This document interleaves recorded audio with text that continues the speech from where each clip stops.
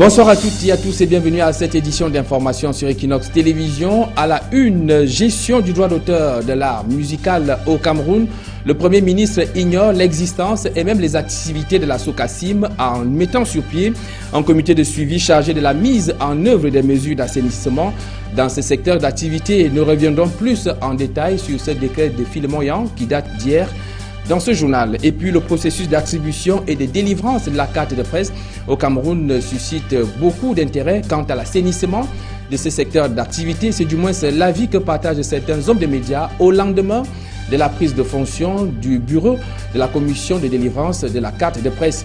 Et puis à l'étranger, crise financière en Grèce. Il faut dire que beaucoup de banques dans ce pays resteront fermées jusqu'à lundi. Certains secteurs seraient même au bord de l'asphyxie, comme nous dira notre confrère de France 24. A tout de suite.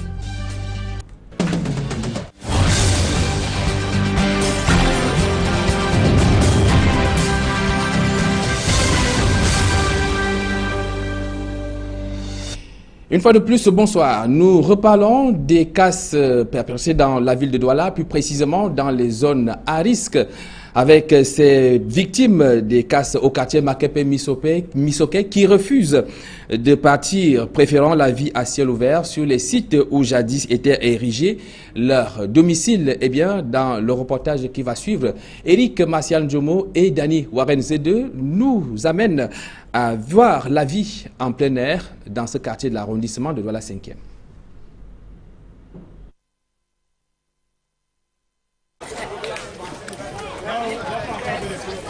Après les casses, la vie continue à Makepe-Misoke. Malgré les casses, les familles restent sur les lieux où trônait il y a quelques jours encore leur maison d'habitation. Des cuisines de fortune sont érigées ça et là. 3 parpaings, quelques morceaux de bois et le feu est fait, la cuisine aussi. Debout ou assis, on se remplit la panse. On prépare, comme tu as vu, nous sommes en train de préparer dehors, non? Et après, on demande de l'aide chez le voisin, qu'on les pas cassons, on se lave là-bas. Les journées ici sont consacrées à l'assemblage de tout ce qui peut encore être retrouvé dans les décombres. Le soir venu, on dort à même le sol ou à la belle étoile. C'est même pas là où je pars. Si vous voyez vraiment là où j'ai dormi, c'est que vraiment, je ne sais même pas ce que je vais dire. Là où je suis dépassée. On dort que dehors, on n'a nulle part aller, on ne sait pas comment on va faire. On a allumé le feu à terre là, on dort là, on n'a pas où aller, on n'a pas où aller. Les plus ingénieux ont érigé des chambres de fortune pour contenir tout juste leurs matelas. Encore faudrait-il avoir eu assez de chance pour récupérer ces matelas avant la casse, car ils sont nombreux qui ont tout perdu. Nous on a enlevé toutes nos choses et envoyé chez le voisin. Ils sont venus, ils ont tout détruit et ils ont enterré au sol. Dans leur immense majorité, les victimes estiment qu'il y a eu injustice de la part de la communauté urbaine de Douala qui est allée au-delà du métrage requis. On a tracé là-bas de l'autre côté, j'ai suivi vraiment la limite. J'ai dégagé tout, mettre à la limite. Maintenant jusqu'à là, on vient casser, on vient écraser tout. Tracer ce qu'on a tracé, on a fait les limites et on est venu encore augmenter, encore déborder encore les limites qu'on a fait, toucher même ceux qui n'étaient même pas au courant qu'on devait leur toucher. C'est vraiment encore là le souci. Conséquence, dans la famille Ndassi, le chef de famille, un septuagénaire, n'a pas supporté le choc de la perte de tout son investissement. Il s'est écroulé, tout comme sa maison et son contenu, et a rendu l'âme. Il a eu tellement mal qu'il a commencé à chuter. Nous on l'a amené à l'hôpital, à Quintini, lundi dans la soirée autour de 22h. À 4h, le petit me réveille et dit que le père est décédé. Vraiment, je ne sais pas. En attendant la programmation des obsèques, la famille accuse le délégué du gouvernement d'être responsable de la mort du septuagénaire.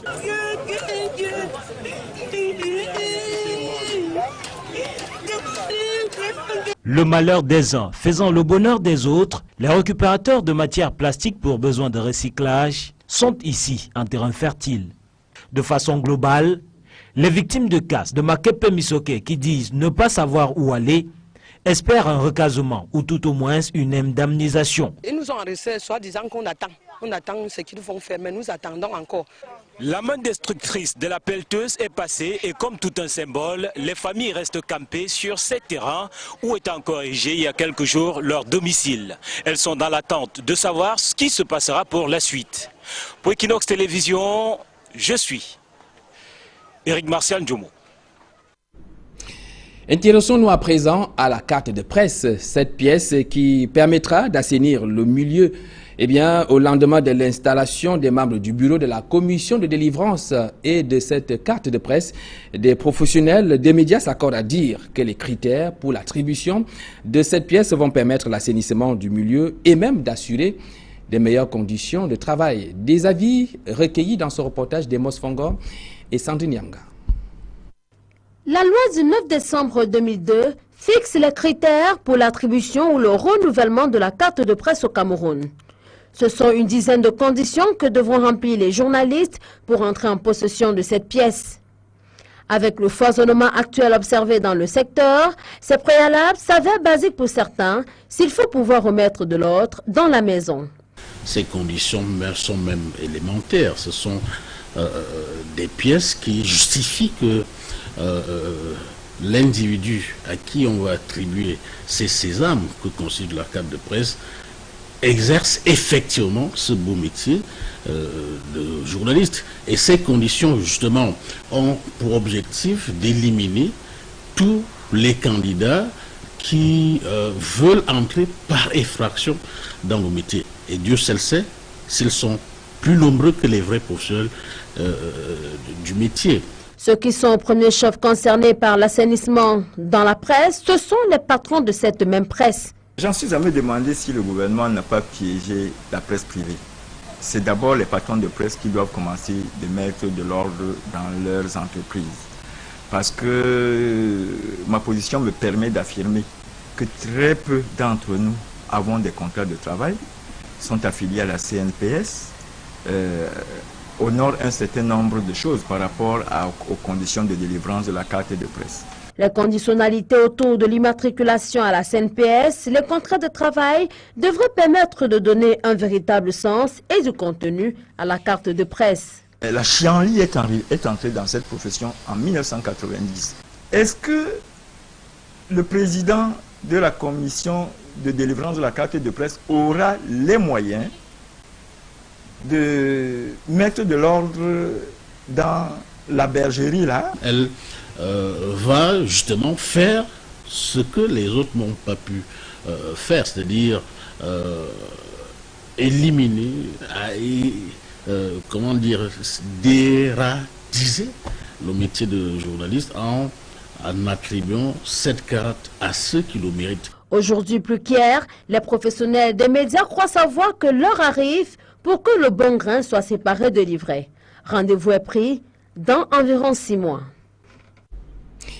Gestion du droit d'auteur et l'art musical au Cameroun, le Premier ministre vient de mettre la ministre des Arts et de la Culture hors jeu.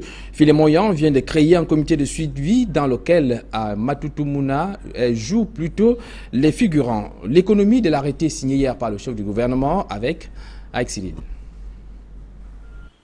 L'arrêté numéro 058 du 8 juillet 2015, signé du Premier ministre, chef du gouvernement, confie 4 missions principales au comité de suivi de la mise en œuvre des mesures d'assainissement de la gestion des droits d'auteur de l'art musical. Il s'agit notamment d'élaborer les projets de statut et du code électoral des organismes de gestion collective du droit d'auteur, d'élaborer le projet de convention avec la Direction générale des impôts en vue du recouvrement du droit d'auteur et des droits voisins, de procéder à des audits sur la gestion de la CMC et de la SOCAM, de convoquer enfin une assemblée générale en vue de constituer une société unique de gestion collective issue de la fusion de la CMC et de la SOCAM. L'arrêté numéro 58, signé par Philémon Yang, précise en son article 14 que le comité dispose de 3 mois, pas plus, pour remplir cette mission. 3 mois à l'issue desquels un rapport final des activités devra être déposé sur la table du PM. Philémon Yang précise encore à l'article 3 que c'est lui et lui seul qui désignera le président de ce comité. Il poursuit en disant que le premier vice-président sera un haut responsable des services du Premier ministre, tandis que le deuxième vice-président sera un haut responsable du ministère des Arts et de la Culture. Le comité comprend au moins 10 autres membres, dont un représentant des services du Premier ministre, de l'administration territoriale, de la justice, des finances, du contrôle supérieur de l'État et de la culture. 2 représentants de la SOCAM, 2 représentants de la CMC et 1 représentant de chacun des syndicats des artistes ayant une existence légale. Placé sous la supervision du secrétariat général des services du Premier ministre, le comité dispose d'un secrétariat technique tel que prévu à l'article 7 pour l'accomplissement de ses missions. L'article 8, alinéa 1 de l'arrêté, dispose que le représentant des services du Premier ministre au sein du comité assure la coordination du secrétariat technique. Si la SOCAM et la CMC occupent une place de choix au sein du comité, la SOCACIM, qui a récemment défrayé la chronique en revanche, ne figure nulle part dans les 15 articles que comprend l'arrêté numéro 058 du Premier ministre. De même, les interventions du ministère des Arts et de la Culture dans ce comité sont réduites à une portion congrue. Le MINAC se contentera de nommer le 2e vice-président et de désigner un représentant au sein du comité, pas plus. Les artistes sont fatigués. On est fatigués. La 6e concertation entre Elections Cameroun et les autres acteurs du processus électoral s'est tenue ce jour à Yaoundé. Au menu, les voies et moyens d'intensifier les inscriptions sur les listes électorales, mais également les interrogations sur la forclusion du mandat de certains membres du Conseil de l'ECAM. Le compte rendu d'Élisée Mbogba et Guy Zogo. C'est en quelque sorte l'image du jour. Samuel Fonkamazou, le président du Conseil électoral, avec à ses côtés Mohamed Sani Tanimou, le directeur général des élections. Les 2 ennemis de l'ECAM ont fumé le calumet de la paix. Samuel Fonkamazou en a fixé les enjeux pour la 6e concertation entre l'ECAM et les autres acteurs du processus électoral. Je voudrais qu'ensemble nous identifions les points de pesanteur qui sur le terrain sont la cause de l'engouement mitigé que nous avons observé dans les 10 régions du pays que les membres du Conseil électoral ont récemment visité. Il s'est en outre félicité du taux d'inscription sur les listes électorales à ce jour.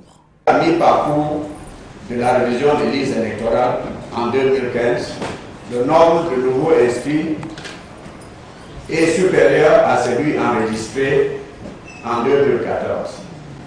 En effet, au 3 juillet 2015, le chiffre est à 162 808 nouveaux inscrits. A contrario, pour les partis politiques, les insuffisances de l'ECAM restent criardes. Le processus électoral, effectivement conduit jusqu'aujourd'hui par l'ECAM, est un processus qui est quelque peu criblé. Ce processus répond, n'est-ce pas, à la demande du parti au pouvoir. C'est d'ailleurs pour cela que sur 25 millions d'habitants, il n'y a au Cameroun aujourd'hui que quelques 4 à 5 millions d'inscrits. Pour leur part, quelques-uns des 7 membres de l'ECAM, présentés comme détenteurs de mandats forclos, étaient présents tout en réfutant cet argument. Le décret d'application de la loi dit que le mandat commence au moment où les membres du Conseil prêtent serment. Donc, ce n'est pas le jour où ils sont nommés. Ce n'est pas uniquement au niveau du Conseil électoral, même le président de la République, son mandat commence au moment où il a prêté le serment, pas au jour où il a été élu. À l'ECAM, au-delà de tout, on veut maintenir le cap pour maximiser les inscriptions sur les listes électorales qui s'achèvent le 31 août prochain. Restons à Yaoundé où un entrepôt frigorifique est en gestation. Ce projet du plan d'urgence triennal a d'ailleurs reçu hier la visite du Premier ministre. Philémon Yan a donné le coup d'envoi du chantier qui vise l'industrialisation des filières bovines et porcines au Cameroun, un projet financé à hauteur de 10 milliards de francs CFA. Le compte rendu d'Élisée Mbogba et Marcelin Ganson.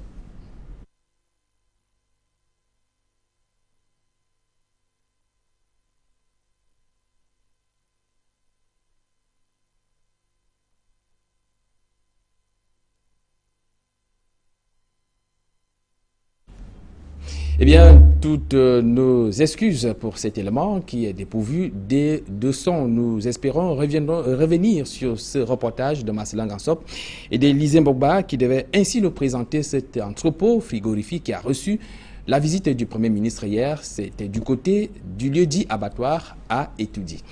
La suite du journal, on se rend dans le département de l'Océan, région du Sud Cameroun, avec la commune de Kribi 2e qui s'engage à achever son hôtel de ville et la construction d'un marché moderne. Ces résolutions ont été réitérées au cours de la session de l'examen d'adoption du compte administratif et même de gestion de cette municipalité. Plus de précisions avec Joseph Abenabena. La commune de Kribi 2e présente patte blanche. Le compte administratif et celui de gestion sont concordants. C'est ce qui ressort des débats houleux entre conseillers réunis ici en session ordinaire.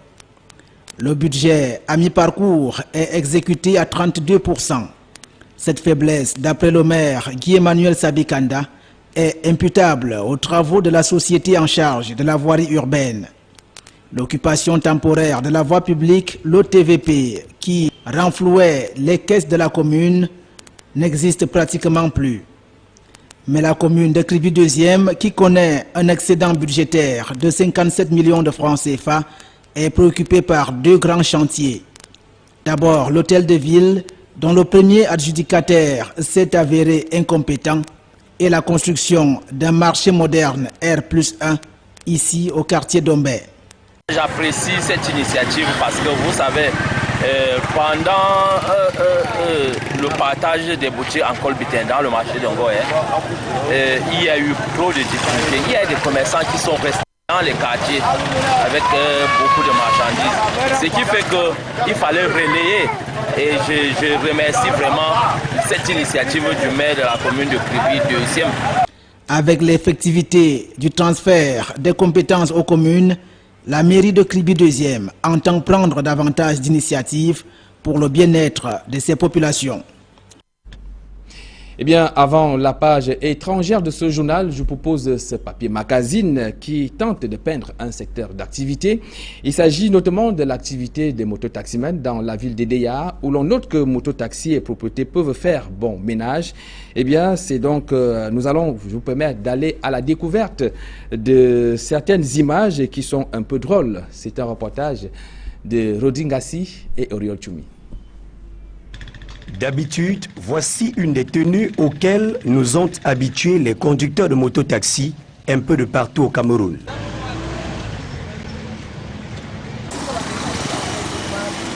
Mais à Edéa, un de ces jeunes conducteurs attire toutes les attentions.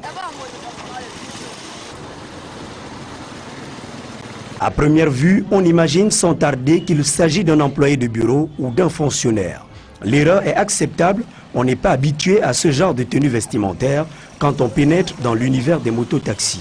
Il symbolise ici, en quelque sorte, la réforme de ce secteur d'activité. En portant la veste comme ça, bon, moi je sais que je suis au service des gens, des humains. Alors il ne faudrait pas qu'en portant un client derrière ma moto, que je mets le client à l'aise. Plusieurs de ses camarades pensent qu'il faudrait s'approprier son style vestimentaire ou, à défaut, être propre tout simplement. Moi-même, je suis d'abord sale, je ne me sens pas à l'aise d'abord sur la moto. Et j'aime moins de clients parce qu'on ne peut même pas causer avec l'un de mes clients. Parfois, quand il m'arrive que je sors sans me brosser le matin, supposément, parfois ça m'arrive. Je n'ai même pas l'envie de causer avec l'un de mes clients, je me sens très mal à l'aise. Quand je sors pour l'attaque, il faut que je sois bien habillé. Je dois avoir un casque, des gants, des chaussures. Comme vous le voyez là, je suis bien habillé pour le Ben Sikin. Que de mettre des babouches, des chapeaux. Pour mes collègues qui s'habillent, qui sont négligents dans leur métier, quand à chaque métier il faut être un peu propre, il faut être posé. Je trouve quelqu'un en babouche. Bon, moi si j'étais client, je ne peux pas emprunter un garçon qui est en babouche.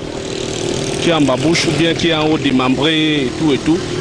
Bon, ce sont des irresponsables. Parmi les clients, chacun a sa petite idée du genre de moto et de conducteur qu'il faut emprunter pour se déplacer. Mes critères, c'est de regarder d'abord le mototaximan le plus propre. Bref, je regarde d'abord ton apparence physique, quoi.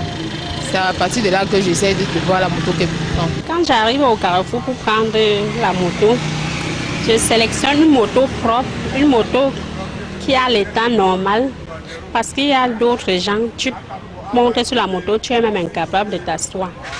Il dégage même d'abord, il est sale. Certains mototaximans ne s'arrangent pas à être propres, alors ça met le client mal à l'aise. J'ai beaucoup plus de contacts de gens qui m'appellent par téléphone d'abord, bon voilà, viens nous transporter, viens faire ceci. Et déjà, il y a des clients qui aiment ma tenue et ils viennent vers moi quand ils me trouvent garé quelque part et je les accompagne. Ces conducteurs, à l'unanimité, pensent qu'être tout de beau vêtu pourra un jour entraîner la professionnalisation de leur corps de métier. Un rêve trop beau mais qui pourra encore prendre du temps pour se réaliser en attendant que les montagnes ou des zones rurales retrouvent le pas. Ainsi donc va l'activité de mototaximan dans le chef-lieu du département de la Sanaga-Maritime et Edea. Place à présent aux informations au-delà de nos frontières. Tout d'abord au Nigeria où les présidents passent mais la menace de Boko Haram reste. Un mois et demi après son arrivée au pouvoir, Muhammadu Buhari est déjà sous pression. Hier, il a reçu le comité de soutien des jeunes filles kidnappées, on se rappelle, il y a plusieurs mois, au nord du pays. Plus de précisions avec nos confrères de France 24. Ils ne sont qu'une poignée, mais ils n'arrêteront pas leur combat. Ces parents veulent le retour de leur fille enlevée il y a 18 mois. Un rassemblement pour attirer l'attention des autorités nigérianes, jusque-là accusées d'inaction. Nous voulons des comptes rendus de ce qui se passe. Les citoyens se sentent méprisés quand les gouvernements ne leur montrent pas qu'ils sont importants. Les parents des filles de Chibok, eux, ont rarement l'occasion de savoir ce qui a vraiment été fait depuis la disparition de leurs enfants, il y a 450 jours. Au contraire de son prédécesseur, le nouveau président nigérian Muhammadu Buhari joue la prudence. Pas de promesse que les filles encore détenues par Boko Haram reviendront saines et sauves. Mais il ne renie pas son engagement de campagne électorale, à savoir la lutte contre les terroristes et la recherche des captives. La stratégie et les tactiques ont été tracées. Une unité opérationnelle multinationale a été mise en place, avec plus ou moins son quartier général à N'Djamena, avec un général nigérian comme commandant. Et ensuite, les troupes allouées par chaque pays doivent être mises en place d'ici la fin du mois. Avril 2014 à Chibok, dans le nord-est du Nigeria. Au moins 237 lycéennes sont kidnappées par des membres de Boko Haram. L'émotion gagne le pays tout d'abord, puis s'étend au monde entier. Mais 18 mois plus tard, le mouvement s'est essoufflé. Et les 2000 femmes qui seraient encore aux mains des terroristes restent introuvables. Ensuite, l'image qui illustre l'inquiétude des Grecs, ces files d'attente pour retirer l'argent, les banques resteront fermées jusqu'à lundi. L'on note que certains secteurs seraient même au bord de l'asphyxie. Plus de précisions avec, une fois de plus, nos confrères de France 24. Depuis plusieurs jours, la plupart des machines de cette usine de textile sont à l'arrêt. Sur 16, seulement 2 fonctionnent toujours. À cause de la soudaine récession de ces 2 dernières semaines, la production a dû être arrêtée. Personne ne produit, personne n'achète, tout le monde a peur. Alors beaucoup d'entreprises ont donné des vacances en attendant de voir ce qui va se passer. Avec le contrôle des capitaux et la possibilité pour les Grecs de retirer seulement 60 € par jour, les magasins de vêtements sont quasiment vides, alors difficile d'écouler les stocks. Mais difficile aussi pour les entreprises qui ont gardé leurs capitaux en Grèce de produire normalement. Faute de paiement immédiat, les fournisseurs étrangers stoppent toute livraison. On ne peut pas obtenir la matière première, car on ne peut pas payer nos fournisseurs. Et le problème pour nous, c'est que nous ne possédons pas de compte bancaire à l'étranger pour payer. Autre exemple de secteur impacté, celui des fruits et légumes. S'ils souhaitent exporter, les petits producteurs sont incapables de payer le transport et le stockage de leurs produits à l'étranger. La production grecque, comme vous le savez peut-être, est entre les mains des petits producteurs. Ils n'ont pas accès aux banques en ligne. La plupart du temps, on leur donne du cash pour les payer. Une situation douloureuse. Selon la Confédération nationale du commerce hellénique, entre le 27 juin et le 7 juillet, la consommation a chuté de 70%. L'économie grecque a ainsi perdu 1,2 milliard d'euros pendant cette période. En sport, tout d'abord, cette note, le Cameroun qui grimpe au niveau du classement FIFA du mois de juillet rendu public ce jeudi. Eh bien, le Cameroun quitte de la 49e place à la 42e place mondiale, soit un 6e rang sur le continent africain. Cette position est le fruit de la victoire laborieuse contre la Mauritanie à Yaoundé il y a quelques jours, un match comptant pour les éliminatoires de la CAN Gabon 2017. Eh bien, il faut également noter que c'est la rentrée de classe chez les Lionnes Indomptables. Elles sont en stage externe au centre technique de la FECAFOOT du côté de Yaoundé en prélude au match aller des éliminatoires des Jeux Olympiques. Il faut dire que le groupe est réduit à 3 professionnels, les autres étant menacés de rupture de contrat par leur club employeur. Eh bien, c'était au bas de ces informations sportives que nous mettons un terme à cette édition d'information. Un rendez-vous à ne pas manquer juste après ce journal, Regard social.